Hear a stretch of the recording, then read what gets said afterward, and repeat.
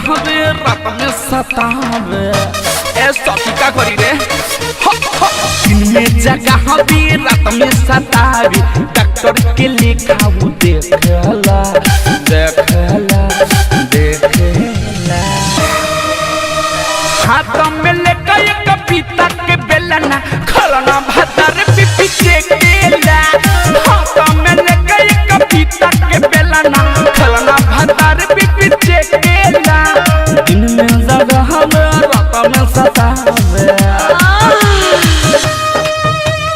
खलना भतर पिपी चेकेला डीजे विकास रीगा सीतामढ़ी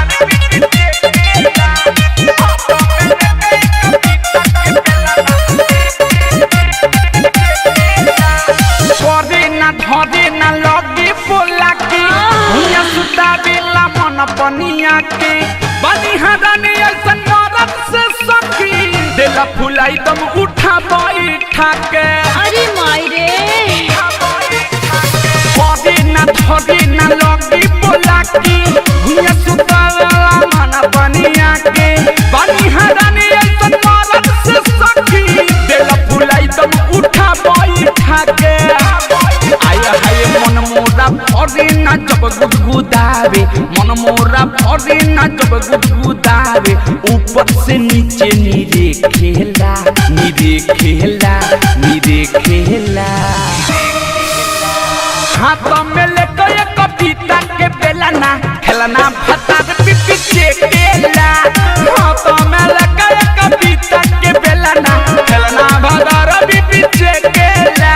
दिन में जगावे रात में सतावे हाय भैया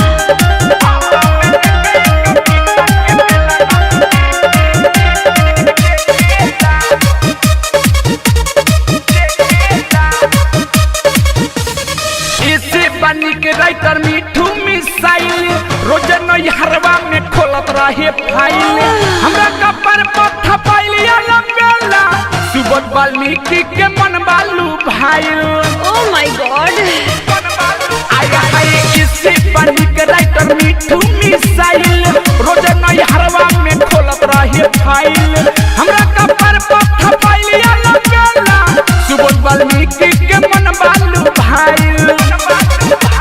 धन होवे बनल जवानी बतनल धन होवे बनल जवानी बतनल लब के न जाल कबो फेकेला फेकेला फेकेला